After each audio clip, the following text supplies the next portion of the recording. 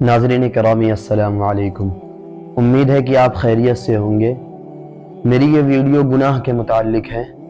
آدمی کے لیے نیکی کرنا بہت ہی آسان ہے۔ آدمی اگر نیکی کرے تو کر سکتا ہے، لیکن گناہ سے اگر بچنا ہو نا تو یہ بہت ہی مشکل چیز ہے۔ چنانچہ ایک شیخ ہیں، انہوں نے اپنے مرید سے کہا کہ تم آج سے جھوٹ مت بولنا۔ انہیں 40 سال لگ گئے یہ عادت چھڑانے میں۔ اور آپ خود بھی غور کریں گے تو آپ کو یہ بات محسوس ہوگی کہ نیکی کرنا تو بہت آسان، لیکن گناہوں سے بچنا بڑا ہی مشکل ہے کام۔ آپ اپنے دل سے پوچھیں، دل سب سے بڑا مفتی ہے، دل کبھی جھوٹ نہیں بولے گا۔ آپ خود اپنے دل میں جھانک کر دیکھیں کہ ہمارے اندر کتنی خامیاں اور کتنی کمیاں ہیں۔ بہت ہی زیادہ کمی ہے، غور تو کریں، دل بالکل صحیح بتائے گا۔ تو یہ جو ہمارے اندر یہ کمی ہے اور یہ کوتاہی ہے، یہ کوتاہی کیسے دور ہوگی؟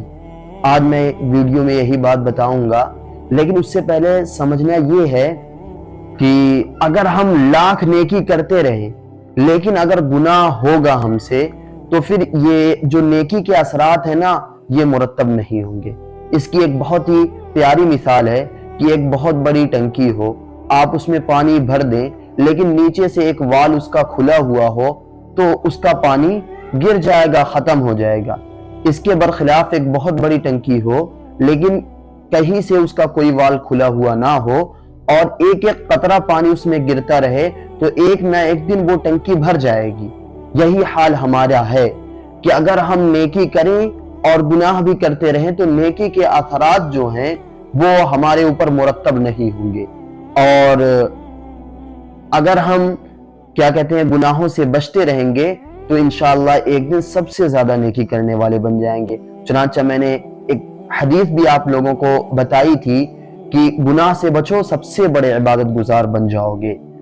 ہم لوگوں میں اور اولیاء اللہ میں یہی فرق ہوتا ہے کہ کبھی کوئی تقریر سنی، کوئی بات سنی، کوئی دین کی باتیں سنی تو ہمارا ایمان بڑھ گیا، جس کی وجہ سے ہم نے نیکی کی لیکن ہم اس نیکی کو بچا نہیں سکے۔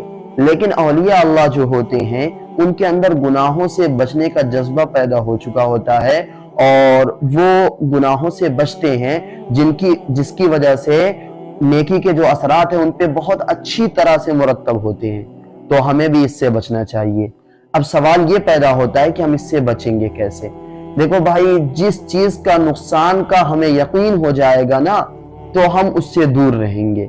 میں آپ کو 3 مثالیں دیتا ہوں کہ دیکھیں، سانپ دیکھنے میں کتنا چمکیلا اور کوئی سانپ تو اتنا خوبصورت ہوتا ہے کہ کیا میں بتاؤں۔ تو لیکن اگر کوئی کہے کہ آدمی اس کو پکڑ لو، لیکن کوئی بھی اس کے پکڑنے کے لیے راضی نہیں ہوگا۔ وجہ پوچھو کیوں؟ تو وجہ یہ بتائی جائے گی کہ اگر میں نے اسے پکڑا اور اس نے مجھے ڈس لیا تو پھر یہ میری موت کا سبب بن جائے گا۔ تو وہاں پر ہمیں یقین ہے کہ سانپ کے ڈسنے سے موت واقع ہو جاتی ہے، اس وجہ سے ہم سانپ کو نہیں پکڑتے۔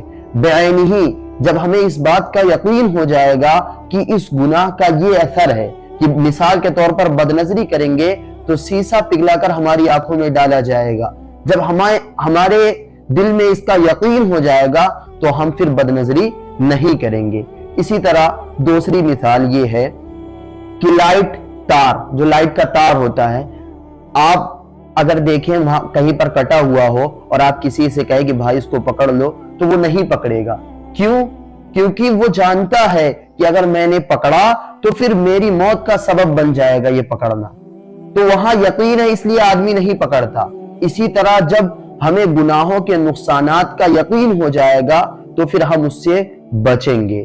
تو ہم اپنے اندر اس یقین کے جذبے کو پیدا کریں۔ احادیث، قرآن شریف اور پچھلی امتوں کے جو واقعات ہیں ان واقعات کو ہم دیکھیں کہ نیک لوگوں کے ساتھ اللہ تبارک و تعالیٰ کا کتنا انعام رہا ہے اور برے لوگوں کے ساتھ اللہ تبارک و تعالیٰ کا کتنا سخت عذاب رہا ہے۔ جب ہمارے سامنے یہ چیزیں ہوں گی اور ہمیں اس کا یقین ہوگا تو پھر گناہوں سے ہم بچ سکتے ہیں۔